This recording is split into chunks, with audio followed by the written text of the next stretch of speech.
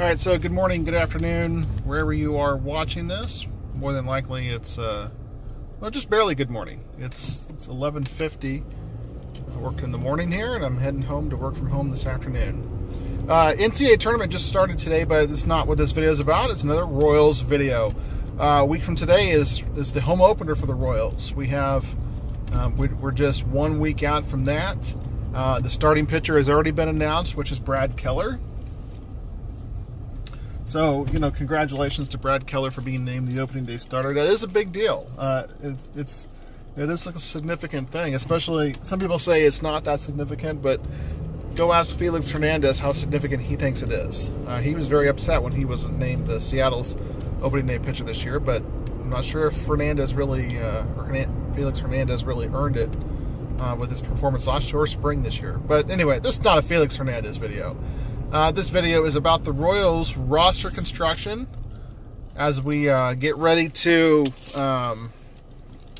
break camp here. So the Royals have made a lot of moves recently. They've sent a lot of guys down to the minor league camps or outrouted them to Omaha already. The roster is looking to take form. The position players are set. The Royals active roster has 12 position players on it. And so that's really much who it is. I mean, unless there's like a last-minute deal and they decide to take 13 position players, the Royals are going to break camp with 12 position players. I disagree with the Royals doing this, especially in April when you don't need as many pitchers. I don't know why you would take 13 pitchers on the active roster. I would never take 13 pitchers on the active roster at any time. I'd always go with 13 position players. Actually, I would go with 14 position players. I'd go with only 11 pitchers. But it's more of a commonplace in baseball to go 13 and 12. But anyway, the Royals have 17 pitchers on their active roster. 18 if you count Eric Skoglund, but he's on the suspended list. So we're not going to count him. So they have 17 pitchers on their active roster, and we know they're going to take 13 to Kansas City. So that means we got to get rid of 4 pitchers. So who are these guys that we're going to get rid of? Well, we know Keller and Junis, Lopez, and Homer Bailey are going to be in the starting rotation. Now, Homer Bailey, someone's going to have to come off this. And so when I said 17, there's 17 pitchers on the active roster, and Homer Bailey is not one of them. So there's actually going to have to be 5 people that are going to have to come off of this thing that are going to have to be sent down. So, like I said, we have Junis, Lopez, Bailey, and, of course, Brad Keller, who are going to be your 4 starting pitchers to start the season. The Royals are not going to go with 5 pitchers at the start just because of the amount of off days they have.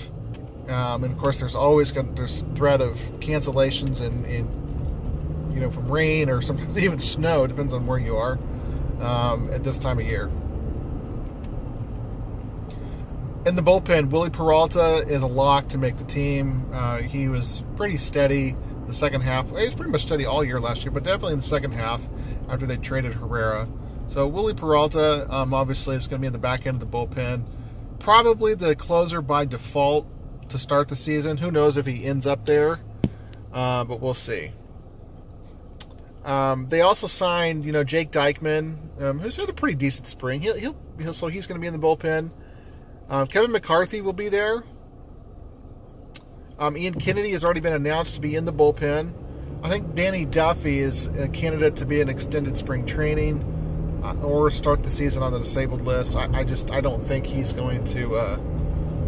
I think he's not going to be on the active roster to start the season, but that'll be because of his health. But obviously, when he's ready to go, he will be in the starting rotation. Brad Boxberger will be on the roster, even though he's had an atrocious spring training from a numbers standpoint. Now, I can't speak to what Ned Yost and company say about him and what he's working on, but he's not looked good. Drew Storen's already been sent to the minors. He was a guy that has had some closing experience in the major leagues before, but he's not going to be around. let's see. Brian Flynn has looked really poor. He hasn't pitched a lot lately. Honestly, I haven't heard a lot about this guy. I think he's definitely a candidate to not make the roster.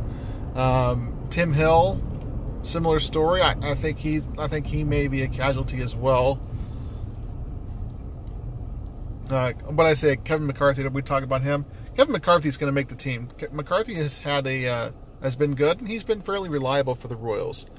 Kyle Zimmer is going to make the roster, and that's really the feel-good story of spring training. So definitely props to Zimmer for that. McWilliams is the Rule 5 guy that the Royals picked up. The Royals like him a lot more than they do Ellis, who is another Rule 5 guy. They're not going to keep both guys. They're going to either try to trade to put Ellis back in the minors, or they're going to give him back. I think his extended look is over. I just don't see the Royals going forward with him. McWilliams, I think they're going to try to stash him on the roster and hide him for a year without having to give up a player. So if they can do that, that's probably why they're going with 13 pitchers. And Trevor Oaks, also on the active roster. I don't see him as a candidate to make the opening day. And Scott Barlow. Scott Barlow's had a good spring. So let's run through it. So we know the 4 starters: Junis, Keller, Lopez, and Homer Bailey. So that's 4. That leaves us with 9 other guys. So Barlow, we'll say Barlow, yes. So Barlow is 1. Boxberger is 2. Dykman is 3. Let's see who's next on our list. Philmeyer. I think Philmeyer will be in the bullpen. That's 4. Kennedy is 5. McCarthy is 6. McWilliams is 7. Peralta is 8. And Zimmer is 9. I think that's your 13 guys. Barlow is a guy who, could kind of move up and around. I think when Duffy comes back, you're going to probably see Heath Philmeyer go back down, or Barlow, or whatever. I think they want Philmeyer to start every day, and the fact of the matter is that Bailey and Lopez have just pitched better in spring training than he has. And Heath Philmeyer is actually a guy that I really like, and I would really like to see succeed. Not that I have anything invested in him or anything, but he's definitely a guy that I think has potential to really have 3 really good pitches. Even though he doesn't throw particularly hard, he locates well. So that's kind of what my prediction is these last. I think Hill and Flynn and Oaks will make the team as well. I think Chris Ellis is going to either Royals are going to trade. I don't know who they got him from. Either the Royals are going to have to trade someone to keep him on the roster, to keep him in the system, unless he's on the 25-man, or they're going to have to give him back to the team they got him from. I think the Royals will probably give him back. Look, there's a reason why a lot of these guys go unprotected. Sometimes you find a diamond in the rough, like Brad Keller. More often than not, though, Rule 5 guys they're a lottery ticket. You're trying to hit the lottery with something maybe some other team just didn't see. And that's just the way it works a lot of the times. Usually you don't find a guy like Keller. Now, Keller could be a flash in the pants. He could be absolutely nothing going forward. You just never know. The Royals are going to have 12 roster players, or 12 position players. They're going to have 5 infielders, 5 outfielders, and 2 catchers. So, Rhino Hearns is your first baseman. Whit Merrifield your second baseman. Mondesi's your shortstop. Dozier's your third baseman. Chris Owings is your backup to all of those positions. You've got Cam Gallagher behind the plate, as well as the guy we just signed. What's his face? I just totally blanking on his name. Maldonado. Those are your 2 catchers. Valoria will start the year in the AA or AAA. And your outfielders are Gordon, Hamilton, Goodwin, Soler, and Gore. I don't really like the idea of having Terrence Gore on the roster, but if it was me, I would move away from Gore, and I would give Bubba Starling a shot to be on the bench there and to be kind of your pinch runner, because he definitely has good speed and he's hit very well in spring training. But Bubba Starling is not going to make the roster.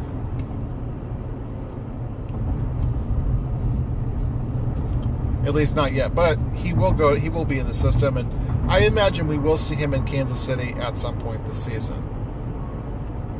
So there you have it. There's, so the roster is pretty much set. There might be a couple moves here and there. There's still some interesting free agent names out there. I think Dallas Keuchel is still a free agent. I'm kind of surprised with some of these guys that are out there. The Royals haven't taken a flyer on a couple of them. I mean, would you really? How much would you really give Dallas Keuchel if you're the Royals? What would he be willing to take? It seems like a lot of people aren't really interested in signing him. And I could be wrong. He might have been signed in the last couple of days. I just haven't seen it. But last I saw, he was still a free agent. At least as of 2 days ago, when I did my my fantasy draft, and he was not assigned to a team. He was still listed as a free agent then. And that's updated, that as of the day that you do your draft. So it'll be interesting to see where he lands. And the Royals' philosophy right now, kind of going with the younger guys.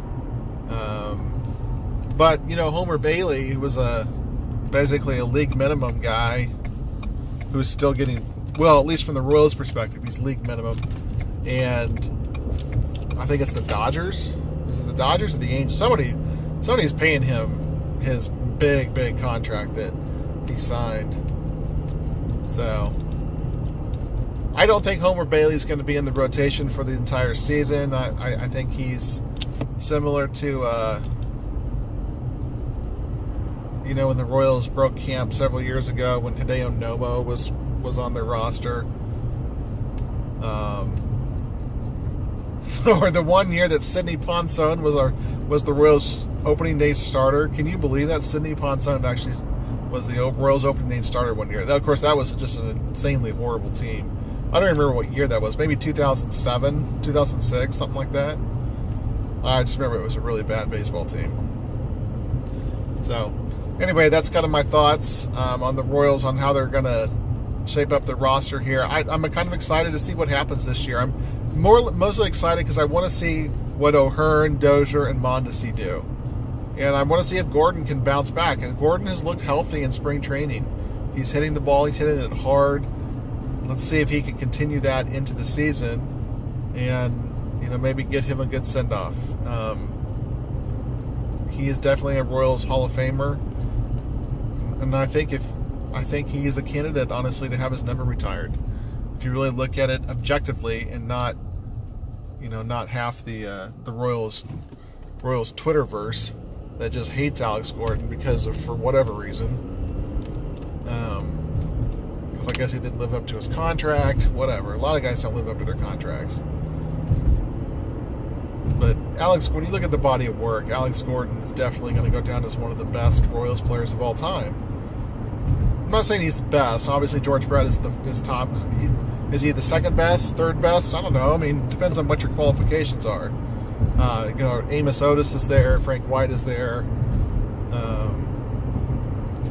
I don't know. Willie Wilson was a great player for a long time. I don't think I'd put Willie maybe in that discussion, but maybe so. I mean, he had a lot of hits, won a batting title, stole 660 bases in his career, so he's definitely one of the better Royal players of all time. I don't know. Well, I mean, Alex Gordon is definitely, in my opinion, definitely top five. After number one, you could probably make any argument for any of these guys to be 2 through 5. So I don't know. We'll see.